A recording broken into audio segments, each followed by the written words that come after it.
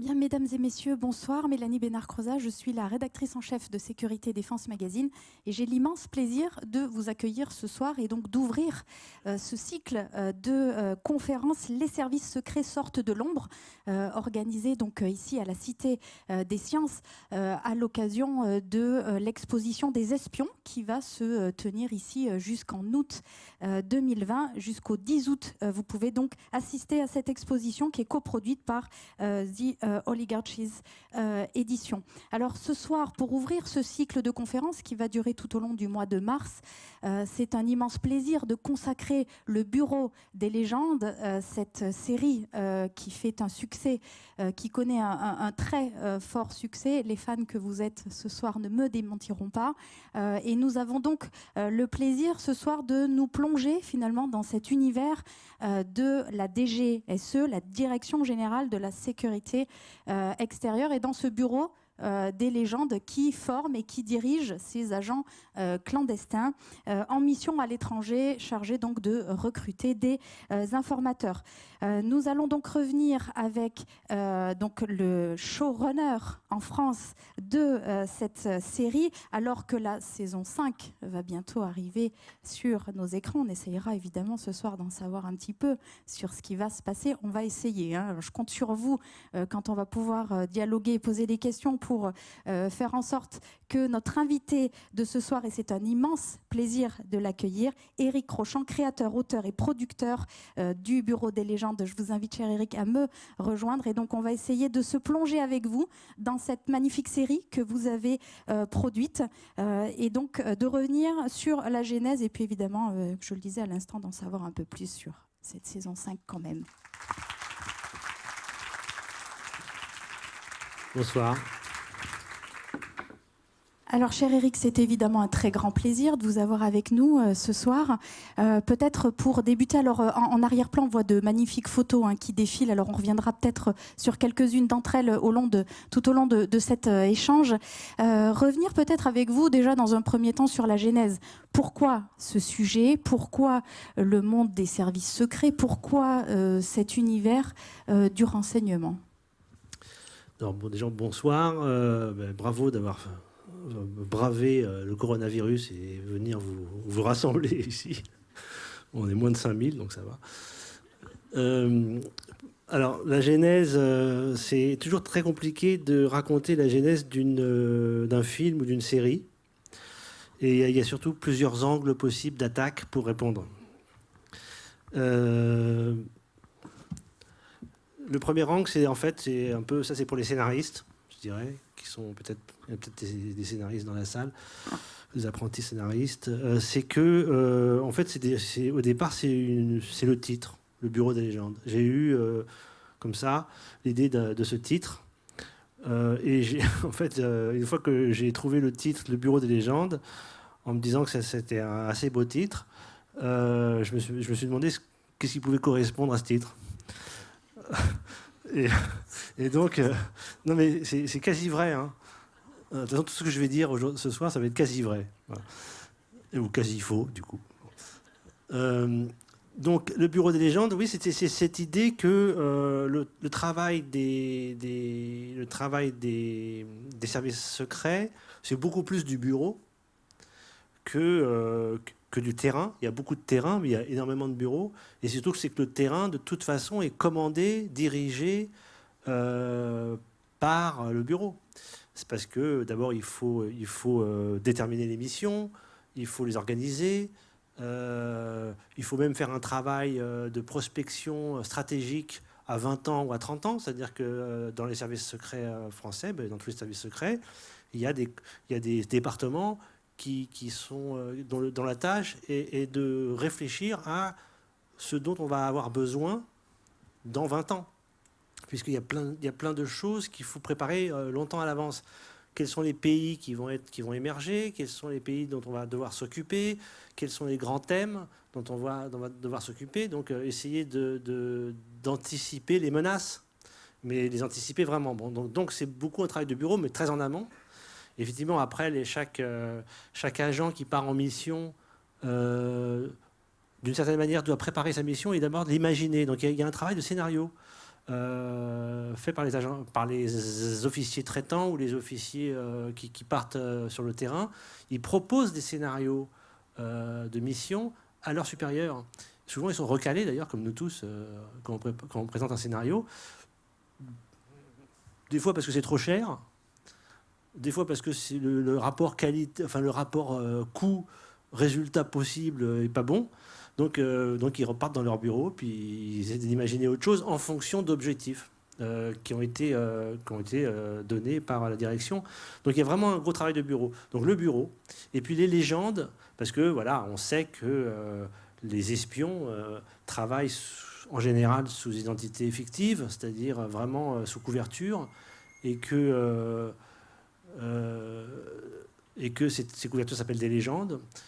Ça peut être des légendes lourdes, c'est-à-dire vraiment qui demandent à ce que l'identité soit totalement recomposée, donc même le passé. En fait, l'idée, c'est de savoir que si un agent va, par exemple, part en mission longue, par exemple en Syrie, comme le personnage de Malotru, il va partir en Syrie, c'est un étranger, même s'il est là comme prof de français. La Syrie étant un pays, et en général, les ennemis de la France sont généralement des ennemis de la démocratie. Donc, ce n'est pas des pays démocrates.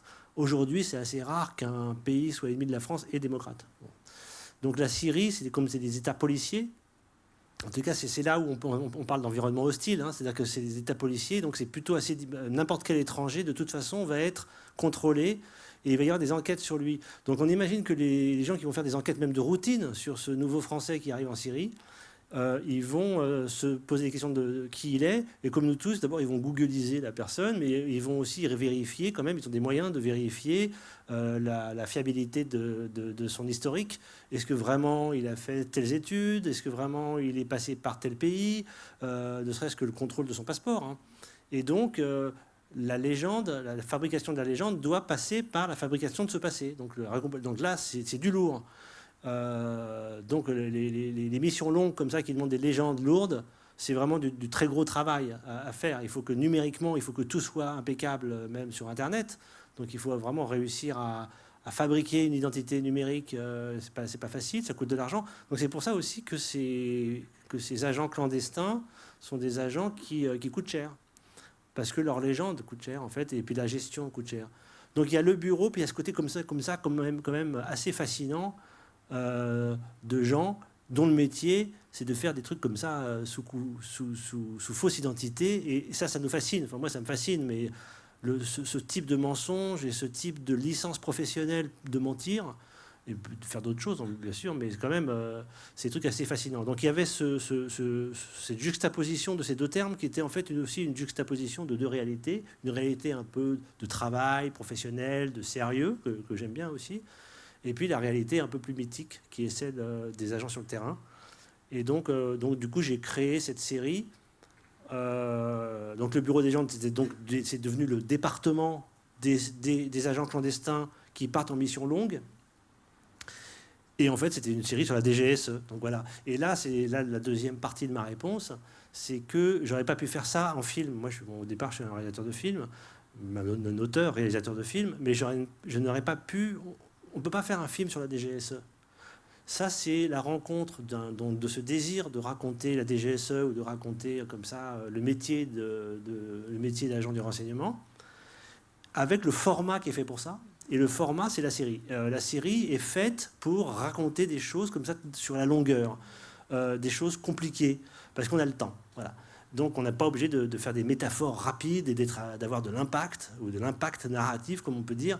Là, on a le temps de développer les choses, de développer les personnages, de développer les situations, et donc en fait de décrire un métier. Et ça, la série marche très bien là-dessus. Il y a des séries qui ont décrit les pompiers de New York, évidemment des métiers de juge, d'avocat, de médecin, donc un service médical, un cabinet d'avocats, une agence de pub, les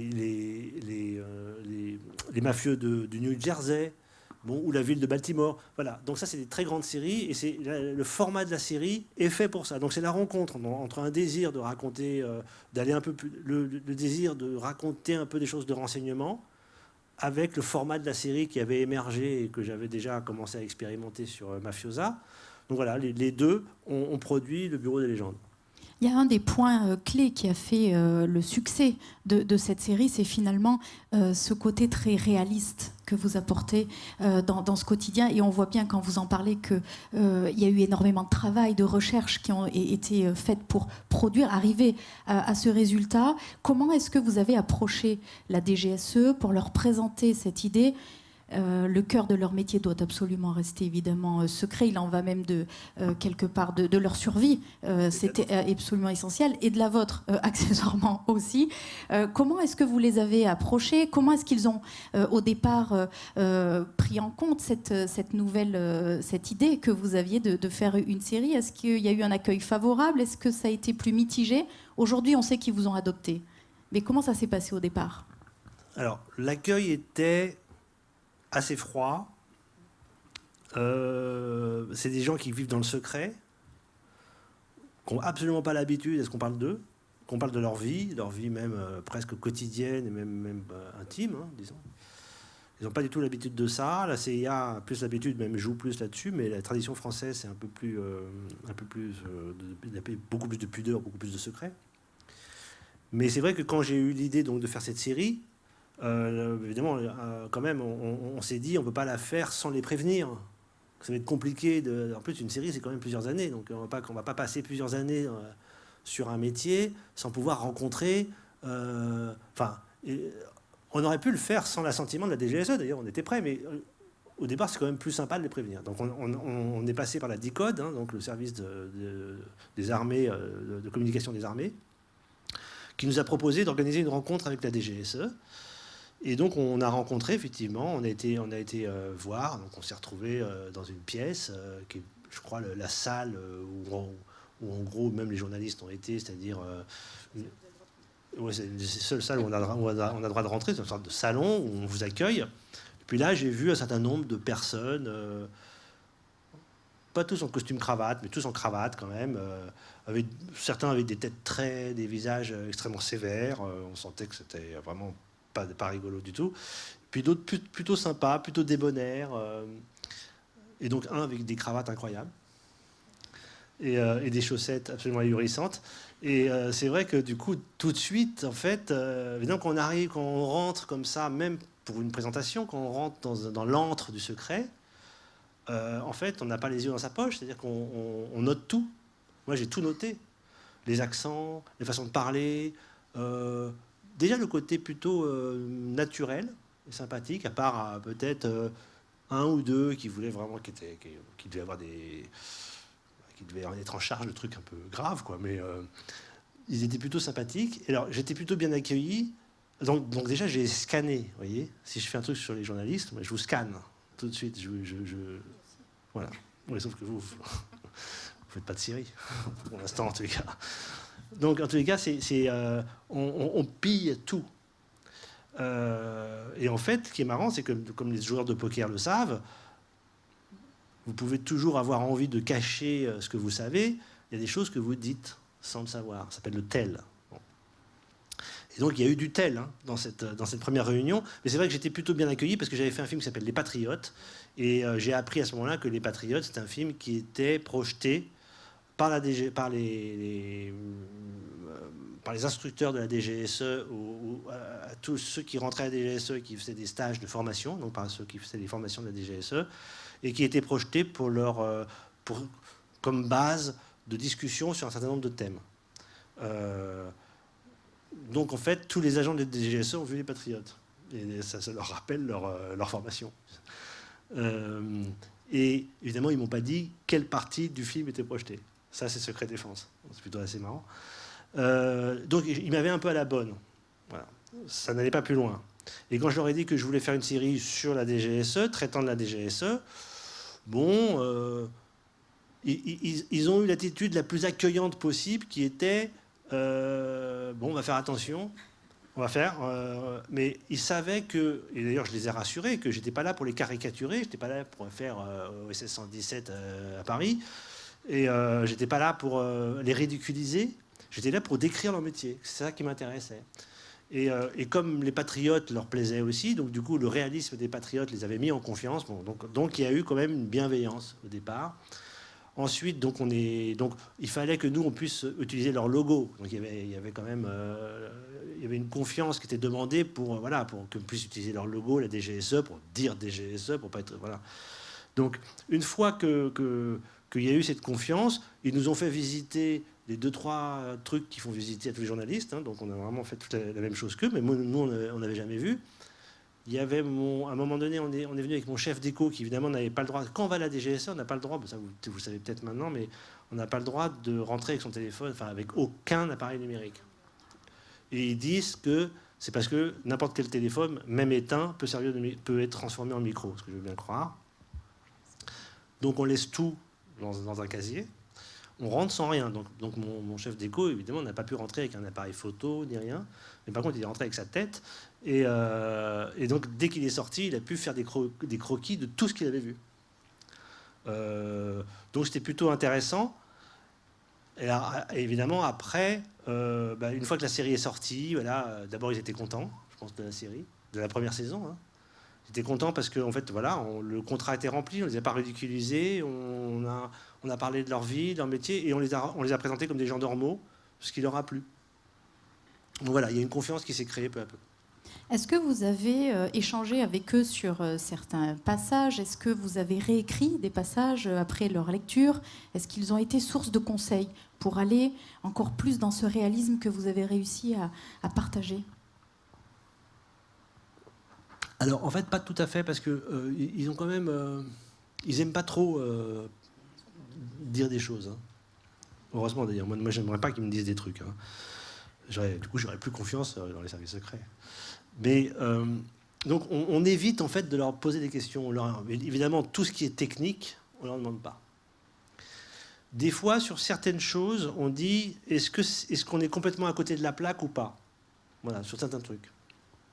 Et là, on passe en général par la personne qui est chargée de la communication à la DGSE, hein, qui est la personne qui fait l'interface avec le monde normal, et qui nous dit, il nous dit même pas, il nous dit même pas crédible, pas crédible. Il dit par exemple, ça peut aller. Voilà. Et si je lui demandais, mais est-ce que c'est crédible, par exemple, que la DGSE fasse des assassinats ciblés quelque part? Évidemment, je ne te poserai pas cette question, je ne suis pas débile, mais évidemment, il dirait, oh là, grand Dieu, mais non. Voilà. Donc, ça ne sert à rien de leur poser des questions. Donc, il vaut mieux, justement, je crois qu'il vaut mieux faire notre travail de notre côté. Après, quand la confiance s'est vraiment installée, ils ont pu effectivement, j'ai pu leur poser des questions sur des problèmes géopolitiques. Voyez, mais en fait, les questions sur des problèmes géopolitiques, je peux aussi les poser à des anciens du Quai d'Orsay ou à des gens qui s'y connaissent. Donc du coup, bon, voilà, ça peut être sur le cyber, on a pu se poser des questions, mais en fait, ils ne nous diront rien. Mais il y a tellement de gens dans le monde, enfin dans ce monde-là, dans le monde de la géopolitique, des rapports internationaux, de la cyber, il y a la cybercommunauté, la communauté de la défense informatique. Enfin, il y a tellement de gens qui s'y connaissent et d'ailleurs qui, des fois, travaillent pour la DGSE en tant que consultant ou même qu'intervenant. Bon, ben, au fait, on arrive à avoir à peu près les informations, pas les informations secrètes, mais tout ce dont on a besoin, nous, pour imaginer nos histoires.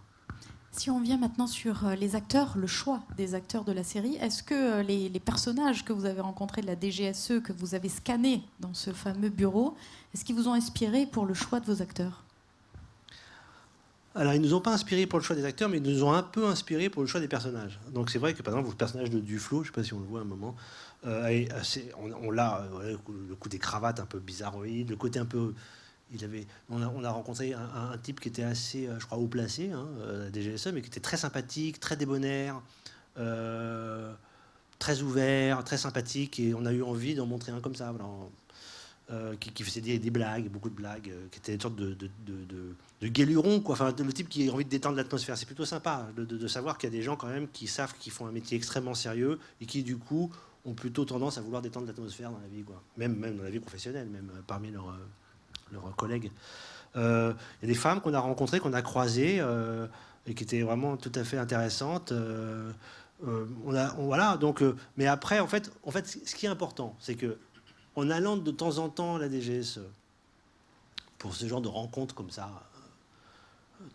informelles, et en même temps qui nous permettaient de scanner tout ce qu'on pouvait. On rentrait dans la cour, en traversant la cour pour aller là où vous savez, bon, ben, on traverse la cour et hop, on regarde. Moi, je vois un mec qui fait du jogging, je vois l'âge des gens, je vois comment ils sont habillés. Alors, il y en a qui sont habillés effectivement plutôt en costard-cravate, mais il y en a plein qui sont vraiment mais comme n'importe qui, quoi. Vraiment, je vois des jeunes qui sont, dont je me dis que c'est des geeks qui font partie des geeks informaticiens enfin, des geeks de la DGSE, voilà. Donc ça, on scanne, ça c'est bien. Mais en fait, c'est que assez vite, on s'est rendu compte que les gens de la DGSE étaient tout à fait normaux. Et que en fait, les gens de la DGSE ressemblent à tous les gens que j'ai en face de moi, là. Exactement ça. Voilà. Sauf que, bon, bah, comme ils travaillent quand ils travaillent à Mortier, ils y vont pas toujours habillés n'importe comment. Bon, les gens qui sont un peu au gradé. En plus, il y en a qui viennent, il y en a pas mal qui viennent de l'armée quand même, donc ils ont quand même une certaine tenue. Mais bon, grosso modo, c'est quand même à peu près normal. Et donc ça nous a vraiment libérés parce qu'on s'est dit, ben voilà, on peut choisir un peu les personnages qu'on veut, les caractères qu'on veut, et à ce moment-là, on les met dans une situation et on les met dans un métier qui, lui, va influer sur eux. N'importe quel caractère, comme par exemple le caractère de Sisteron, au bout de 4 saisons, on sait très bien que c'est un type voilà, qui est un peu un cotard, on pourrait dire comme ça, mais ben voilà, ben, il y en a sûrement à la DGSE, voilà. Et puis, il y a cette nana, cette femme, Marie-Jeanne, qui a une certaine fragilité et en même temps une très grande autorité, enfin, une très grande dureté, et une très grande conscience de son métier, et en même temps qui est fragile, dont on peut dire, bah, elle, c'est un cœur d'artichaut. D'ailleurs, vous verrez que dans la 5e saison... on se pose des questions. Voilà, on y vient, parce que croyez-moi, je vais distiller les informations, mais je les contrôle absolument. Et en tout cas, donc on peut inventer nos personnages, et du coup, ces personnages les mettent dans un cadre que lui, on n'invente pas. C'est-à-dire, mais en même temps, c'est un cadre qu'on imagine. Il suffit d'avoir un peu de bon sens pour se dire comment fonctionne un service secret. Bah, voilà, il suffit d'avoir du bon sens et d'être rationnel. Et en gros, on va taper juste. C'est ça le réalisme. Et sur le choix des acteurs pour incarner justement ces personnages? Alors le choix des acteurs est spécial à la série. Parce que, en fait, quand on fait une série, même si ça peut s'arrêter au bout d'une saison, dans l'idéal, on fait au moins 3-4 saisons quand même. Parce que ça, c'est une série. Sinon, c'est une série ratée ou avortée. Donc normalement, on est parti quand même pour faire plusieurs saisons. Partir pour faire plusieurs saisons, il faut que les acteurs quand même... c'est un peu comme les magiciens, quoi. C'est-à-dire qu'en fait, les magiciens, ils font jamais 2 fois le même tour de magie, en tout cas dans le même spectacle, parce qu'il y a un risque comme ça à refaire les mêmes choses. Il y a un moment, il y a vraiment un risque parce que les gens voient le truc. Et les acteurs de série savent très bien qu'ils vont être là. Voilà, c'est quand même 10 épisodes par an, donc 50 minutes par épisode. Donc ça fait 500 minutes par an sur 4 ans. Ça fait qu'on les fréquente, on les voit. Et à un moment donné, on voit à travers eux, on voit leurs trucs. Et puis s'ils sont... malheureusement, ils peuvent facilement devenir ennuyeux, en tout cas, ça y est, on a fait le tour, ça y est, on a compris, c'est bon. Voilà. Et ça demande donc, pour incarner des personnages qui vont être là aussi souvent, et que les gens vont voir aussi souvent, ça demande un certain type d'acteur. Le truc est assez simple, c'est que ça demande des acteurs il faut qu'ils soient vraiment très naturels et qu'ils aient un charisme. Mais aussi, il faut qu'ils aient une certaine opacité. C'est-à-dire qu'il faut qu'ils dégagent un certain mystère. Parce qu'il faut que jamais on en fasse le tour. Il faut que jamais on se dise, bon, ça y est, on connaît. Non, il faut que justement on se dise, on croyait le connaître, mais on ne le connaît pas. En le mettant dans une situation nouvelle, parce que c'est ça que l'intérêt de la série, c'est qu'on met les comédiens et les personnages dans des situations totalement nouvelles. Et c'est comme dans la vie. Parce que dans la vie, d'une année à l'autre, on peut être en crise, et on peut passer d'une crise à l'autre complètement différente. On peut avoir une année paisible, et puis l'année d'après, on peut y avoir une crise absolument monstrueuse, professionnelle ou même intime. Et donc, du coup, on se découvre nous-mêmes. Ben, c'est pareil pour les personnages de série et les acteurs qui les jouent. Et donc, il faut quand même que les acteurs, en fait, pour parler vulgairement, il faut qu'ils tiennent la route. Bon, c'est affreux à dire, mais c'est comme ça. Donc il faut qu'ils tiennent la route. Et donc ça veut dire qu'il faut les choisir, voilà, en pensant à ça, en pensant à ce que, bon, un acteur peut être vraiment super dans une scène, jouer très bien la scène, mais il faut voir à travers la scène et se dire, est-ce que ça tient encore, et ça, je pense que en fait, c'est sur le mystère, c'est sur l'opacité. C'est-à-dire qu'il faut que, l'émotion qui se dégage de la scène jouée par le comédien, il faut qu'en plus, on ne comprenne pas très bien comment ça fonctionne. Voilà, ça c'est important. Entretenir le mystère, et comme diraient les militaires, c'est être et durer, finalement, tenir la distance. Est-ce qu'il y a une scène, alors bon, évidemment, 4 saisons, c'est absolument colossal. Est-ce qu'il y a quand même une scène qui a retenu votre attention, qui vous a marqué, qui vous a interpellé, qui a suscité certaines émotions sur des sujets particuliers, des théâtres particuliers, on en parlera tout à l'heure, sur les thématiques de la Syrie, par exemple, de l'Iran? C'est pas facile parce qu'en fait, c'est vrai quand même, voilà. 10 épisodes par an, vous imaginez, c'est quand même 4 mois de tournage par an. Enfin, voilà. Donc, ça fait beaucoup. Du coup, on fait beaucoup de scènes, on écrit beaucoup de choses. On a écrit énormément, quoi. Voilà. On a écrit 50 épisodes déjà maintenant. Donc, ça fait vraiment beaucoup. Donc, du coup, est-ce que je peux tirer comme ça une scène du lot qui m'aurait marqué? Mais tout m'a marqué. Moi, en fait, c'est plus que les scènes, c'est plus les comédiens. En fait, moi, vous savez, quand on fait une série comme ça, qu'on s'occupe et qu'on supervise la fabrication d'une série comme ça, en gros, on a très peu de récompenses. Très peu. C'est-à-dire qu'on n'a jamais le temps d'en profiter. En fait. On n'en profite jamais. Bon. On n'a pas le temps de se poser et de se regarder en disant oh là là, extraordinaire. Voilà, non, en fait, non, on n'a jamais le temps parce qu'on est toujours en train de faire la suivante. On est toujours. Vous voyez, l'écriture d'une saison commence à la moitié du tournage de la précédente. Donc on tourne, on a écrit pendant 8 mois, 10 mois, on commence à tourner, et au bout de à la moitié du tournage, c'est-à-dire au bout d'un mois, un mois et demi de tournage, on commence à réfléchir à la saison suivante, parce que sinon elle ne sera jamais prête dans un an. Donc vraiment, on n'a pas le temps de s'arrêter. Et quand la série sort sur Canal, et on va parler après, mais quand la série sort, que les gens en parlent, bon, on est un peu content quand ils aiment, mais on n'a pas le temps du tout d'apprécier. Donc on savoure pas, il y a aucun moyen. Donc je me suis posé la question il y a quelques temps, parce que en fait, tout le monde me disait, mais en fait t'as jamais aucun plaisir à faire ce truc-là, t'as pas le temps. Bah c'est vrai que c'est compliqué d'avoir du plaisir à le faire. Ça, c'est quelque chose qui vient un peu par la bande. Et j'ai réfléchi à la question et heureusement que j'ai quand même un peu de plaisir à faire ce truc-là quand même. Et un des plaisirs vient des acteurs. Un des plaisirs sur le tournage, hein, je parle. Mais un des plaisirs, en fait, j'ai quand même de temps en temps du plaisir. J'en ai un surtout au moment du tournage. Sur l'écriture, laissez tomber parce que c'est une souffrance absolue. C'est une douleur totale tout le temps, donc c'est pas la peine de chercher du plaisir à écrire. Bon. Sur le tournage, ça peut changer parce qu'en fait, ce qu'on a écrit dans la douleur, des fois prend forme, prend tout d'un coup des acteurs qui l'incarnent. Et puis, si on met soi-même en scène le truc, on a des idées de mise en scène qui sont plutôt pas mal. Enfin, on se dit, ouais, ça ressemble à quelque chose. Là, on commence à voir. Mais vraiment, c'est les acteurs. C'est-à-dire que souvent, on a écrit des scènes ou j'ai écrit des scènes, et tout d'un coup, l'acteur arrive ou l'actrice, Sarah Giraudot, Florence Loire-Écaille, Jonathan Jacquaille, Mathieu Amalric, évidemment Mathieu Kassovitz, et tout d'un coup se mettent à faire la scène. Et là, c'est au-delà de ce qu'on a écrit. C'est pas ce qu'on a écrit. C'est mieux. C'est mieux parce que non seulement c'est incarné, mais surtout, c'est qu'il y a un rajout d'âme, de mystère. Et alors là, des fois, on peut avoir envie de pleurer parce que d'abord, on a tellement trimé dessus que de le voir, vraiment.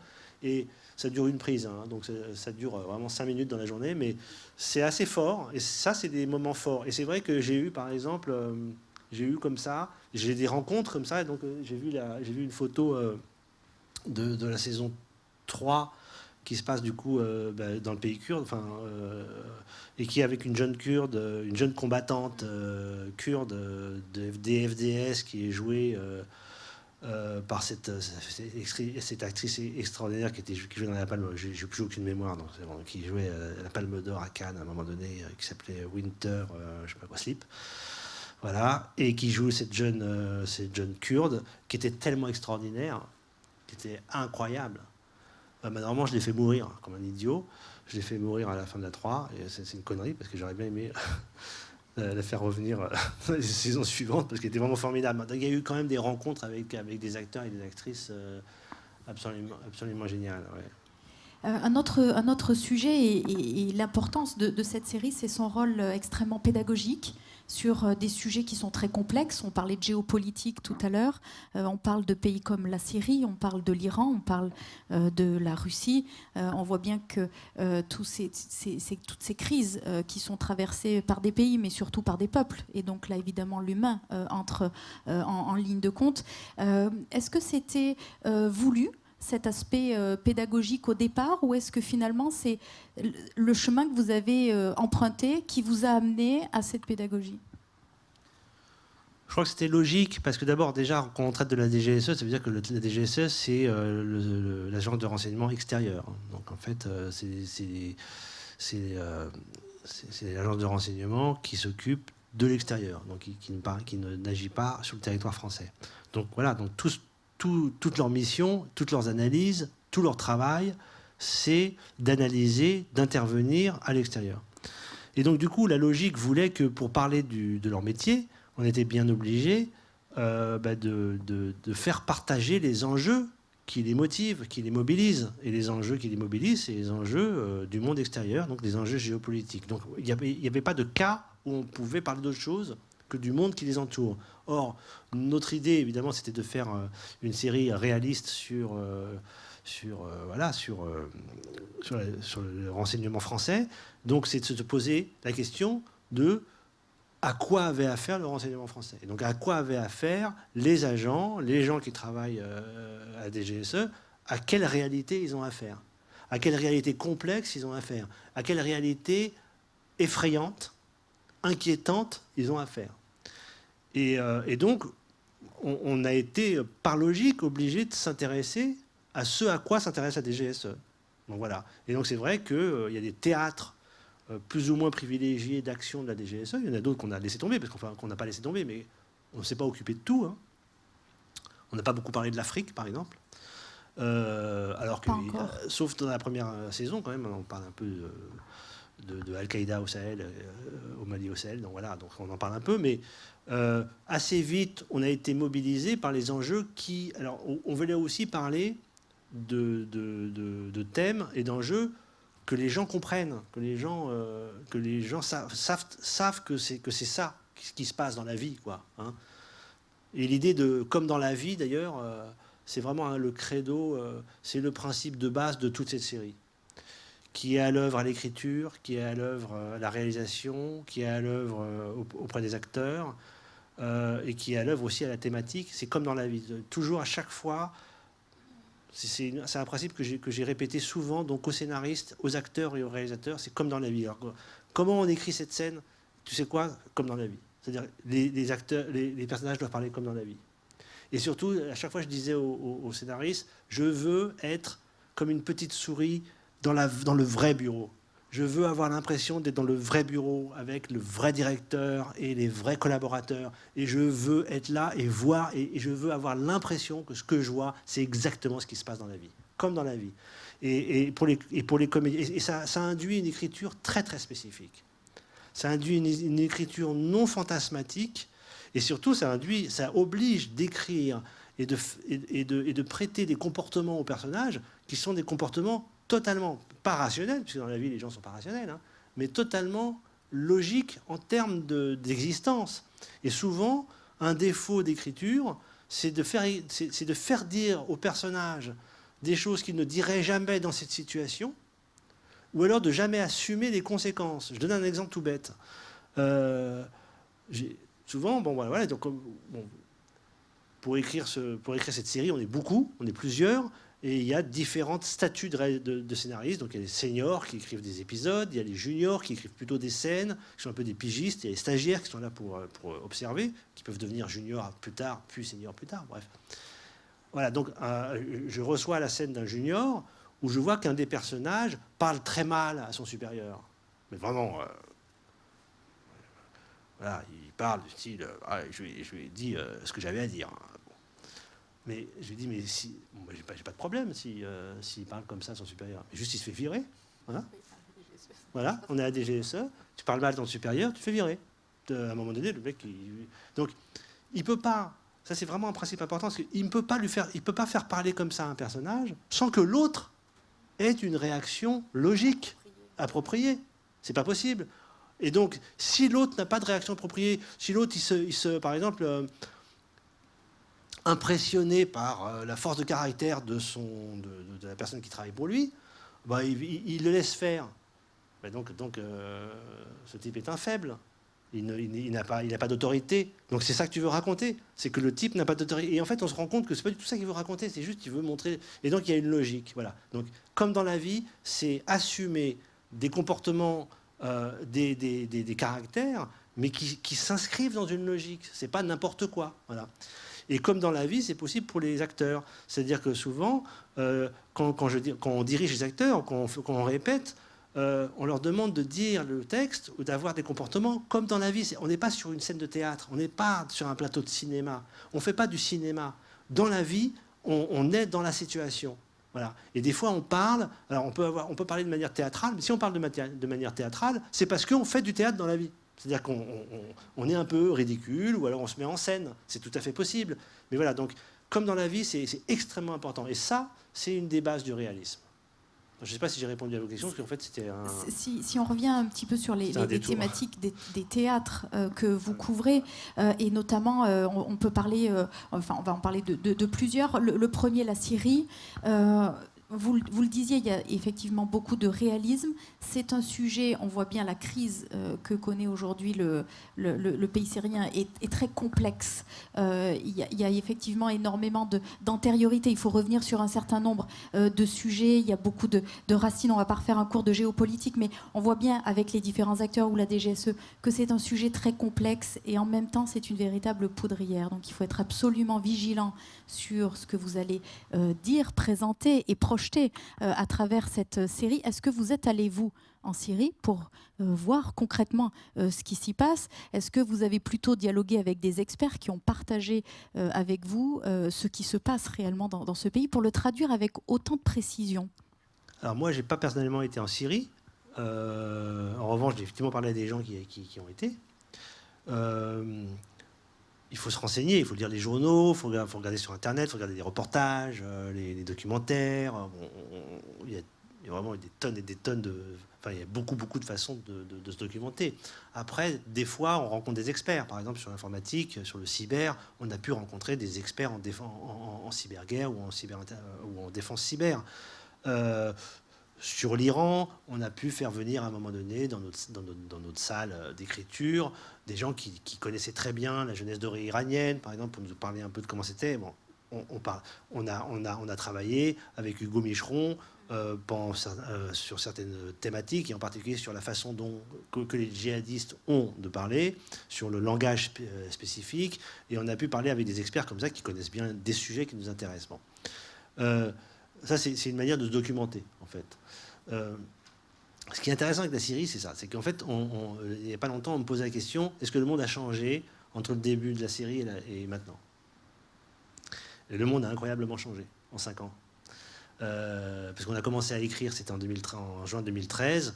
La première saison est sortie en avril, si je me rappelle bien, en avril 2015. Et puis après, c'était tous les ans. Mais... effectivement, on a commencé en Syrie parce qu'on a décidé que le personnage de Malotru, c'était un clandestin en Syrie. Pourquoi on l'a mis en Syrie? Parce qu'on s'est dit qu'à cette époque-là, c'était intéressant. C'était un théâtre d'opération. Il y avait eu les révolutions arabes. Il y en avait eu une en Syrie. Et on ne savait pas trop... c'était chaud, mais on ne savait pas très bien, en fait, comment ça allait se terminer. Et même, donc, quand on a commencé à écrire la série, donc du coup, quand la première saison est sortie, on parlait encore de conférences de paix et de pourparlers entre le régime et l'opposition. Et d'ailleurs, moi j'ai été amené à demander à un diplomate, un expert en diplomatie, un diplomate, est-ce que c'est crédible que dans ces discussions, d'ailleurs c'était à Genève, dans ces discussions, est-ce que c'est est-ce que c'est crédible qu'il y ait une femme? Car ça nous intéressait de créer le personnage de Daniel Mansour, dont on voulait qu'elle ait un rôle important. On voulait que ce soit une universitaire, qu'elle ait une expertise. Et en fait, on m'a dit, c'est pas crédible, mais ça peut l'être, parce que ça peut intéresser les Syriens de venir avec une femme pour montrer à quel point, finalement, ils sont un peu modernes, etc. Bon. Donc, on s'est précipité là-dedans, parce que franchement, il suffisait qu'on ouvre un tout petit peu la porte pour qu'on y aille, parce que c'était vraiment ça qu'on voulait. S'il m'avait dit, laisse tomber, c'est ridicule, c'est grotesque, qu'une femme soit dans... Alors là, c'est vrai que, et c'est ça le réalisme aussi, c'est qu'on aurait peut-être hésité, on aurait trouvé une autre situation, on aurait gardé le côté universitaire, mais on l'aurait peut-être pas mis à ce niveau-là. Mais là, on nous a dit, c'est pas totalement débile. Paf, on y va, on la met dans les discussions, et comme ça, c'est parti. Mais ce qui est incroyable, c'est qu'on parlait encore de discussions à Genève entre Bachar el-Assad, enfin, entre le pouvoir syrien et l'opposition. Mais aujourd'hui, c'est absurde. Aujourd'hui, Bachar el-Assad a gagné. Il a gagné, aidé par la Russie, qui n'était pas du tout, à l'époque, qui n'était pas là-bas en Syrie, enfin, quasiment pas.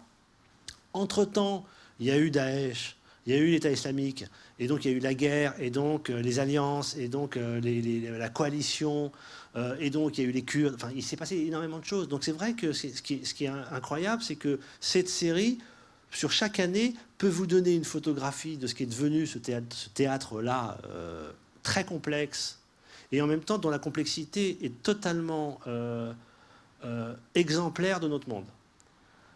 Parce qu'en fait, moi, dans le monde dans lequel j'ai grandi, hein, adolescent, un peu jeune adulte,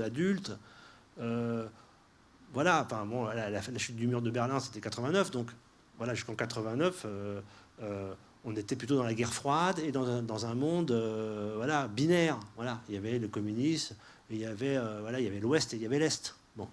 Et puis les théâtres d'opération étaient finalement c'était des théâtres d'opération, mais où s'affrontaient les deux grands blocs. Bah, aujourd'hui, c'est bien plus complexe que ça. Et la Syrie est un théâtre extrêmement complexe où en fait, ça se joue à 3, voire à 4, et en fait, où les alliés se tirent dessus, deviennent des ennemis. Aujourd'hui même, la Turquie et la Russie, enfin, faut comprendre quand même qu'aujourd'hui, les Turcs et les Syriens se tirent dessus. Les Turcs ont attaqué les Kurdes, qui ont été lâchés par la coalition, en particulier par les Américains, qu'ils ont aidés à combattre Daesh. Donc c'est d'une complexité incroyable et c'est vraiment typique du monde dans lequel on vit aujourd'hui. Donc finalement, dans cette guerre asymétrique de ces deux blocs dont on parlait, on a évolué aujourd'hui vers cette dimension-là, clairement. Sur la partie, l'Iran, vous l'avez souligné rapidement, il y a un passage où on évoque l'alliance avec notamment le Mossad pour contrer le programme iranien. On sait que c'est aussi un sujet complexe et l'approche que vous avez eue était presque militante, voire un peu subjective. Est-ce que c'était voulu? Est-ce qu'il y avait un message que vous vouliez faire passer? C'est-à-dire sur l'approche, parce que avec les accords de Téhéran, on voit bien qu'on se pose la question réellement si les programmes iraniens représentent réellement des menaces. Et il y a des avis d'experts qui divergent sur cette question. Et dans l'approche, est-ce qu'on était dans la réalité ou est-ce qu'on est dans la fiction, dans la façon dont vous avez abordé ce rapprochement entre les équipes françaises, le Mossad, sur ce sujet iranien? Ah bon, il y a des experts qui disent que le programme nucléaire iranien n'est pas réel, n'est pas aussi... Sur la menace avérée que cela pourrait représenter, il y a des points. Ah d'accord, je ne savais pas. Écoutez, il y a une réalité aujourd'hui, c'est que la plupart des conflits qu'il y a dans cette région, c'est des conflits qui ne se résument pas à l'opposition entre les chiites et les sunnites, qui ne se résument pas à une opposition et un conflit entre l'Iran et l'Arabie saoudite, mais enfin quand même, un peu. Et cette opposition et ce conflit, il y a des alliances. Et ce qui est incroyable, et c'est là où on entre aussi toujours dans la même complexité du monde, c'est que du côté de l'Arabie saoudite, il y a évidemment les États-Unis, mais il y a aussi Israël. Et donc, il y a un axe, aujourd'hui, il y a un axe sunnite dont, je n'irai pas jusqu'à dire qu'Israël fait partie de l'axe sunnite, donc je vais me faire tuer, mais disons qu'il y a un axe sunnite et Israël est plutôt de côté de cette balance-là, parce qu'ils le disent et tout le monde le dit, c'est que pour eux, la principale menace, c'est l'Iran, une menace militaire. Hein, donc il y a l'axe sunnite, donc il y a cet incroyable axe et cette incroyable, alliance entre les États-Unis, l'Arabie Saoudite, sachant quand même que les attentats du 11 septembre, ça vient vaguement d'Arabie Saoudite, hein, enfin bon, en tout cas des Saoudiens. Enfin bon, voilà. Et Israël est plutôt de ce côté-là de la balance. Et de l'autre côté, il y a l'axe chiite. Mais l'axe chiite, c'est plutôt l'axe aussi où la Russie est partie prenante. Hein. C'est Russie, Iran. Alors la Chine, elle est encore là-bas, et puis elle va être partout. À la fin, de toute façon, c'est comme le football. À la fin, c'est la Chine qui gagne. C'est comme le football, on parlait des Allemands. À la fin, c'est les Allemands qui gagnent. Là, c'est la Chine. Mais enfin, il y a cet axe-là. Et donc, du coup, alors là, maintenant, c'est effectivement Syrie, Iran, Russie, d'accord, et qui correspond plus ou moins à l'axe chiite. Et donc ça, c'est source de conflit. Donc ça, c'est très compliqué, parce qu'évidemment, c'est très compliqué, parce que c'est pas à l'intérieur de cet axe-là, à l'intérieur de chaque axe, il y a des conflits. Donc nous, on a parlé du nucléaire iranien parce qu'à l'époque, c'était quand même un enjeu extrêmement important, puisque si l'Iran se dote du nucléaire, l'Arabie Saoudite va le faire. Enfin, c'est la porte ouverte à je sais pas quoi. Et donc, du coup, ça rend compliqué les choses. Et donc, ça, c'est vraiment un enjeu. L'enjeu de la lutte contre la prolifération nucléaire ou pas, de toute façon, ça, c'est un des axes de l'action de la DGSE, hein, parce que c'est pas seulement la DGSE, c'est pas seulement du renseignement, mais c'est aussi de l'intervention contre la prolifération. C'est de la contre-prolifération, comme ils disent, hein, c'est-à-dire nucléaire ou bactériologique, ou voilà. Donc ça, c'est important. Donc ça fait partie de la réalité de la DGSE, et donc ça fait obligatoirement partie de ce dont on parle dans cette série. Sur les plaques géopolitiques qui bougent, on voit effectivement, alors là encore une fois, on se réfère aux experts, notamment internationaux, sur cette question. On voit l'axe donc de l'Iran qui se rapprocherait de façon très pragmatique de la Russie et de la Chine. Vous êtes dans ce réalisme. Est-ce que donc ce sont des sujets qu'on pourrait voir émerger, les Chinois, au cœur du Bureau des légendes? Un jour, peut-être, oui. Nice try. Sur Russie-Israël, vous en parliez à l'instant. Israël, en matière de cyber, c'est aussi un terrain de jeu assez extraordinaire. Ils sont très à la pointe, et notamment dans l'innovation en matière de cyber, un travail approfondi aussi avec les États-Unis. C'est un sujet que vous avez abordé, la cyberguerre. Vous l'avez dit, vous avez échangé avec des experts en matière de cyberdéfense, de cybersécurité. Aujourd'hui, c'est une réalité. Le cyber est devenu un théâtre d'opération. L'OTAN le déclare maintenant de cette façon. On voit évidemment des États qui attaquent clairement d'autres États à travers cet outil du numérique. C'est la quatrième arme, exactement, qui est présentée comme telle, et notamment par la France. Est-ce que ce sujet cyber va continuer d'exister? Comment vous allez continuer à l'aborder? On fait évidemment le lien avec l'actualité, parce que ce monde numérique et l'univers de déstabilisation politique, ce pouvoir à travers des élections, etc., qui est au cœur des sujets, que ce soit aux États-Unis, en France, tous les pays sont concernés. Comment est-ce que vous utilisez cette réalité pour la transposer dans la fiction?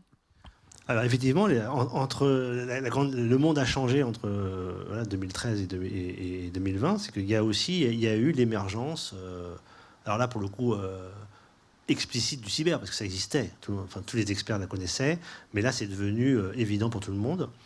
Et moi, justement, à l'époque, quand on a commencé à parler de dès la saison 1, on a montré le côté technologique, on a montré les nuages de points.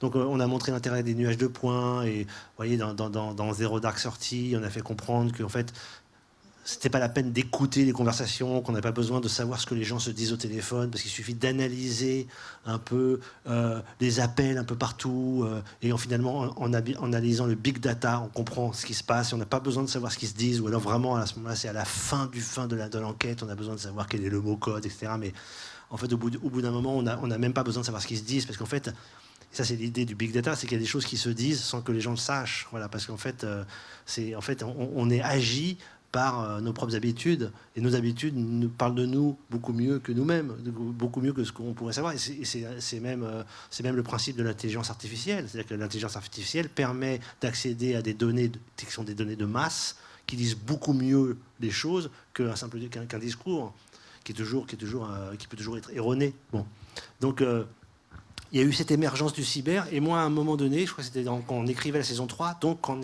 on tournait la saison 2, j'ai commencé à... J'entendais parler cyber, etc. Je me dis, mais c'est quoi ce truc? Qu'est-ce que c'est que le cyber? Moi, je sais, je connais les ordinateurs, je sais même programmer, je m'y connais un peu. Mais alors là, le cyber, qu'est-ce que c'est que ce truc? On parle des armes cyber, de la cybersécurité, de la cyberattaque, de la cyberguerre. Qu'est-ce que ça veut dire? En fait, je voulais vraiment savoir qu'est-ce qu'il y avait derrière. Et donc, j'ai commencé à me renseigner parce que j'avais envie... Parce que manifestement, c'était une réalité qui émergeait, qui commençait à être très, très importante, vu le nombre de gens qui travaillent dans les cyberarmées aux États-Unis, en France, en Chine. Donc voilà, en Chine, ça se compte par millions. Aux États-Unis, ça se compte par milliers de cybercombattants, je dirais. Après, il y a des cybercommandos. En Russie, c'est pareil quand on dit il y a une attaque informatique. Ça vient sûrement, c'est des hackers qui sont sûrement à la solde des Russes. Je ne sais pas ce que ça veut dire. Ça veut dire quoi, des hackers qui sont à la solde des Russes? Ça veut dire quoi? Ils sont dans un hangar du FSB? Ou alors ils sont payés par le FSB? Comment ils sont contrôlés par le FSB? Et puis qu'est-ce qu'ils font exactement? C'est quoi leur autonomie? Et est-ce qu'ils sont tous réunis dans un même endroit? Ou alors est-ce qu'ils sont un peu partout dans le monde? Et donc du coup, quand on dit qu'en fait c'est le FSB à travers eux, comment ça fonctionne? Moi je me suis posé toutes ces questions-là et j'ai essayé, donc je me suis renseigné. C'est pas évident de tout comprendre, et j'ai essayé donc de restituer cette réalité, parce que c'est une réalité à laquelle s'affrontent tous les services de renseignement, évidemment. Et alors ce qui est intéressant, c'est de savoir aussi que, par exemple, il y a des armes cyber, donc même Daesh, hein, à des geeks, et donc à des armes, et donc procède à une cyberguerre d'une certaine manière, mais qu'il faut beaucoup, beaucoup de moyens pour faire des choses aussi bien que ce que font les Russes, les Chinois ou les Américains. Et donc souvent, il y a des pays, il y a des services de renseignement qui disent, bon, nous, on sait le faire, mais on n'a pas du tout les moyens des Américains. Et ça m'intéresse de savoir ce que ça veut dire d'avoir les moyens des Américains ou des Chinois. Qu'est-ce que ça veut dire? Donc j'essaye, et on essaye chaque année, et on ira probablement chaque année toujours plus loin, parce que c'est une réalité qui est de plus en plus, qui s'impose de plus en plus. Et puis dans le monde numérique interconnecté, c'est forcément quelque chose qui va accompagner même l'évolution des métiers au sein de la DGSE, clairement. Et donc, pour rester dans ce réalisme, ce sera un sujet clé. La crise au Sahel, on en reparle de plus en plus. Vous le disiez tout à l'heure, l'Afrique, vous l'avez un petit peu abordé, pas beaucoup. Est-ce que ce sont des sujets auxquels vous vous intéressez, sur lesquels vous vous documentez, sur lesquels vous travaillez, et potentiellement dont on pourrait parler? Jusqu'à maintenant, on a abordé ça en saison 1, puis après, on a été aimanté, disons, par le théâtre syrien, ensuite russe. Donc, on a encore beaucoup de réalités à aborder. Ça va dépendre un peu pas de l'actualité, parce qu'on n'est pas derrière, on court pas après l'actualité.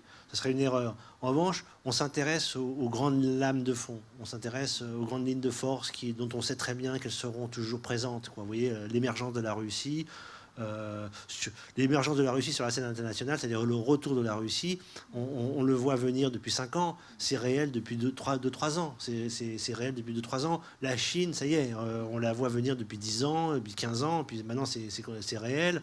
Bon, voilà. Donc, effectivement, il y a l'Afrique subsaharienne qui est importante.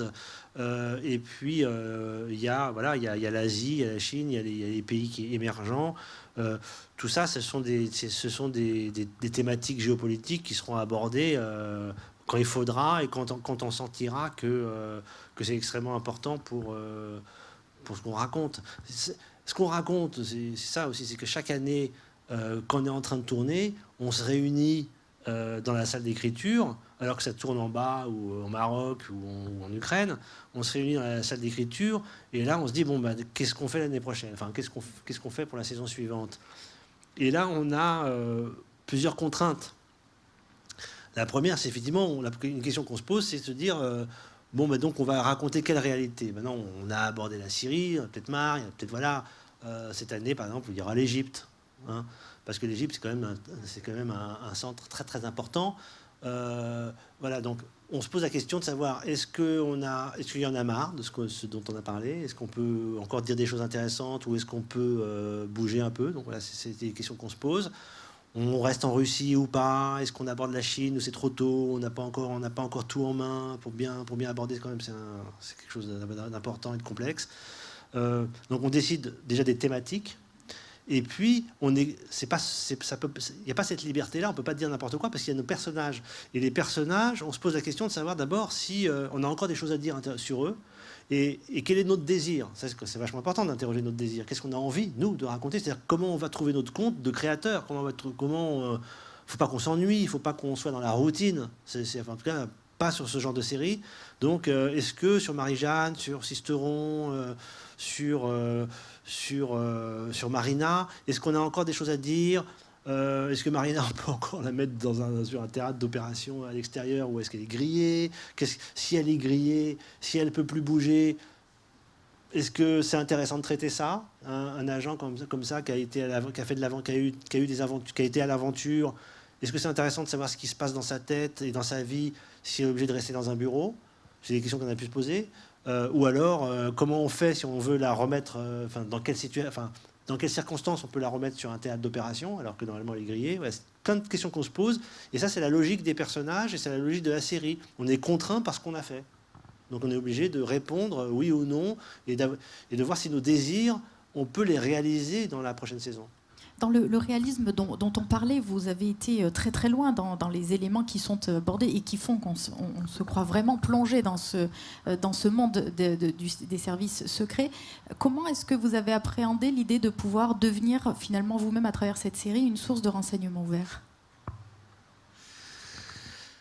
Je suis une source de leurre. Hein. Franchement, c'est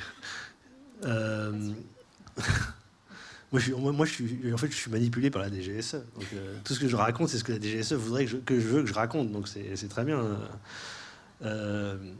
Non, moi, je suis pas une source de renseignement. Je me rappelle que quand j'avais fait... Alors, c'était très drôle, parce que quand j'avais fait Les Patriotes, le film était sorti. Bon, il n'a pas eu un grand succès à l'époque.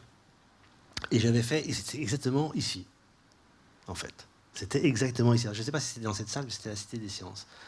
J'avais fait donc une avant-première. Il y avait eu une avant-première à Cité des Sciences et des Patriotes. Et donc, il y avait comme ça, on était assis. Ça, c'est incroyable. Je viens de m'en rappeler. On était assis comme ça. Et il y avait quelqu'un de l'ambassade d'Israël qui était là pour parler un peu de la réalité. Et puis, il y avait la salle comme ça. Il n'y avait pas le coronavirus, donc il y avait un peu plus de monde. Et c'était une des premières fois que je faisais comme ça une conférence. Je sentais la salle un peu hostile au film. Il y avait beaucoup de gens qui avaient pensé que le film était anti-israélien. Parce que j'avais montré le drapeau. Donc j'avais été plutôt attaqué j'avais été plutôt critiqué, plus ou moins attaqué par l'assistance, qui trouvait que c'était un film un peu contre Israël. Trop critique. Et alors, incroyable, le type de l'ambassade d'Israël était complètement de mon côté, m'a défendu. Mais vraiment, je me disais, mais qu'est-ce qu'il a celui-là? Parce que je pensais vraiment que lui aussi, il allait dire quand même, sur Israël, vous y allez fort, vous montrez le drapeau, vous montrez des gens qui sont lâchés par les services secrets israéliens alors qu'ils ont travaillé pour eux, vous racontez l'histoire de Jonathan de Pollard, etc. Quand même, vous y allez fort. Pas du tout, il était très content, il trouvait ça super, il était très élogieux. Et j'ai trouvé ça louche. Et donc on est sorti donc par là, je sais pas, à la fin, moi j'étais pas très content parce que l'assistance avait vraiment été hostile, quoi. Donc j'étais pas super content.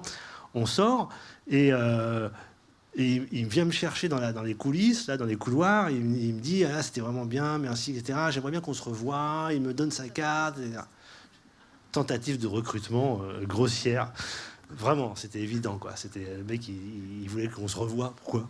pourquoi je le reverrais? Moi, j'ai fait un film, c'est tout. Enfin voilà, c'était incroyable. Donc ça sentait le recrutement en plein nez. Bon, et j'avais envie de lui dire, vous savez, moi je suis cinéaste, hein, je fréquente des gens du métier, je vois vraiment pas en quoi ça peut intéresser le Mossad. Il n'y a pas de secret défense incroyable. Voilà, franchement, voilà. Comme quoi les services secrets vraiment recrutent tout azimut et ils ont peut-être des objectifs qu'on ne connaît pas. Hein. Et au niveau des armées et de l'armée française, ils recrutent notamment, alors évidemment pas pour le quotidien, mais en tous les cas pour les accompagner. Ils font appel de plus en plus à des romanciers, à des cinéastes, pour les accompagner sur ce que vous évoquiez au départ, sur cette capacité d'anticipation, se projeter, essayer de voir avec des regards assez disruptifs finalement de la méthode qui est la leur au quotidien. Est-ce que c'est quelque chose qui pourrait vous intéresser? Est-ce que Florence Parly vous a chassé? Non, j'ai rencontré 2-3 fois Florence Parly, justement, même ici, quand on a inauguré l'exposition. Je pense pas qu'elle a fait l'erreur de me recruter. Mais en fait, il faut savoir que quand on se fait recruter par un service, on ne le sait pas. C'est-à-dire qu'on pense d'abord, on pense s'être fait un nouveau copain. Hein, et ensuite, on lui dit des trucs sans savoir à qui on parle. Et on ne sait pas du tout. Ça, on le montre plusieurs fois dans le bureau des gens. Mais l'idéal, c'est quand même quand on recrute quelqu'un, c'est que la personne ne sache pas du tout à qui il a affaire. Alors, c'était quoi déjà la question? Est-ce que vous allez bientôt intégrer le ministère des Armées? Non. Je vais continuer à faire des films et des séries, je crois. Et est-ce que potentiellement vous pourriez leur apporter votre concours, votre regard sur ces sujets d'anticipation? Voilà, oui, c'est ça. C'est que je pense que il faut de l'imagination. Pour l'anticipation des menaces, il faut de l'imagination. Et je pense que, par exemple, quand même, il y a eu, dans la façon que les terroristes ont eu d'attaquer les gens, hein, en France, par exemple, ou ailleurs, mais en France, entre l'attentat de Charlie Hebdo, les attentats du 13 novembre et l'attentat de Nice, il y a quand même des grosses différences de profil, de méthode. Et alors, est-ce qu'à force, on va finir par comprendre que dans les rassemblements ou dans les situations nouvelles, il faudrait qu'on puisse quand même réfléchir à ce qui peut arriver? Parce que si à chaque fois, quelque chose arrive et on est sidéré et abasourdi par l'inventivité des terroristes, à chaque fois, on va avoir un problème. Donc, c'est vrai qu'une manière d'anticiper ça, je ne sais pas si ça sert à quelque chose, mais une manière d'anticiper ça, c'est quand même les films, les scénarios, les scénaristes proposent des possibilités. Évidemment, avec leur esprit tordu, en essayant de trouver le mal partout et essayer d'imaginer les méthodes les plus sophistiquées de faire le mal, mais à un moment donné, ça sert. Parce que je crois que c'est nécessaire. Je pense qu'ils le font. Je pense qu'ils font appel à des gens qui sont là, obligatoirement. Enfin, s'ils ne le font pas, il faut qu'ils le fassent. Parce qu'il faut faire appel à l'imagination. Car l'imagination des ennemis, de ceux qui nous menacent, elle est aussi sans limite. Donc il faut que nous, on puisse avoir de la contre-imagination. Est-ce que vous êtes proche des équipes? On parle de l'adaptation du Bureau des légendes des Department donc, aux US. Est-ce que vous échangez avec les équipes? Est-ce que vous suivez ce qu'ils font? À quoi est-ce qu'on peut s'attendre? Le réalisme dont on parle, qui est l'une des clés du succès du Bureau des légendes, on sait que les Américains sont plutôt à tendance expansionniste, voilà, très exhaustive. Comment est-ce que vous abordez cette adaptation? Avec beaucoup de distance, parce que en fait, soit je ne peux pas être à moitié ou même un dixième dans ce qui va sortir, enfin, dans ce qui va provenir du Bureau des légendes. Donc quelqu'un qui ferait un remake du Bureau des légendes, je le laisse faire, j'interviens pas, parce que si même je lis ce qu'il fait ou si je commence à intervenir du petit bout de doigt, je vais commencer à dire quelque chose et à la fin je vais le faire moi-même. Donc à la fin je vais m'approprier le truc et je vois pas pourquoi je ferais le boulot à la place des gens. Donc, je vois pas comment je pourrais... quand on donne les clés du remake à une équipe, on les laisse faire. On fait attention, et je pense que c'est le rôle de la production, on fait attention à ce que ça ridiculise pas ce qu'on a fait. Mais après tout, voilà, Homeland vient... la série Homeland provient d'une série israélienne, hein, qui s'appelle Atofim, je crois. Et bon, c'est différent. D'ailleurs, c'est les mêmes, hein, sûrement. C'est différent, ça n'a vraiment rien à voir. En même temps, voilà, ça fonctionne sur même différents, un ADN différent. Donc le réalisme que nous on a insufflé sur le Bureau des légendes, je ne sais même pas si un remake américain fera appel à ce même réalisme. Peut-être. J'aurais tendance à dire pourquoi pas, parce que sinon je ne vois pas l'intérêt de faire le remake du Bureau des légendes, mais à la limite c'est leur problème. Les Américains peuvent être surprenants aussi. Sur la saison 5, on y revient et puis peut-être que dans quelques minutes, on va échanger avec la salle parce que je pense que les fans ont aussi beaucoup de questions à vous poser. Sur cette saison 5, alors bon, j'ai essayé d'en savoir un peu plus sur la Chine, sur le virus bactériologique, sur la cyber, sur le Sahel, sur la Russie, l'Iran. On a compris qu'il y avait quelques petites choses qui pouvaient se dessiner. On a parlé de l'Égypte aussi. Qu'est-ce que vous pouvez nous dire ce soir ? Qu'est-ce que je peux vous dire ? On continuera sur le cyber. On approfondira un peu les choses. J'avais vraiment envie de montrer à un moment donné une attaque informatique vue de différents points de vue, du point de vue des hackers, du point de vue des victimes et du point de vue des services de renseignement. Donc on a essayé d'aborder ce truc-là. L'Égypte, et puis plein d'autres choses dont je ne parlerai pas ce soir. Et le coronavirus, alors est-ce que vous l'aviez anticipé ou pas ? Non. C'est-à-dire que non, on n'avait pas anticipé celui-là. Mais non. Vous avez accordé une interview il n'y a pas très longtemps et vous disiez que finalement il fallait faire aussi attention, et c'est tout le jeu, ce que vous disiez au départ, où il faut être capable de tenir, d'aller dans la durée. Une série... 3, 4 saisons, là on est à la 5e. Est-ce qu'on aura le plaisir d'en avoir une 6e ? Est-ce que la saison 5 c'est le clap de fin ? Alors c'est le clap de fin pour moi, c'est-à-dire que moi c'est ma dernière saison comme showrunner, mais nous allons continuer à produire la série ou la suite de la série, c'est-à-dire on va continuer à produire quelque chose qui proviendra du Bureau des légendes. Mais le Bureau des légendes tel que moi je l'ai fait pendant 5 saisons, moi j'arrête comme showrunner. Donc voilà. Donc ce qui viendra plus tard, des équipes sont en train de travailler dessus. Ce qui viendra après, ça sera en même temps de la même famille, mais peut-être pas la même chose. Éric Rochant, ce sera donc le mot de la fin. Merci infiniment d'avoir été notre invité ce soir. C'était un immense plaisir. Je vous rappelle que ce cycle de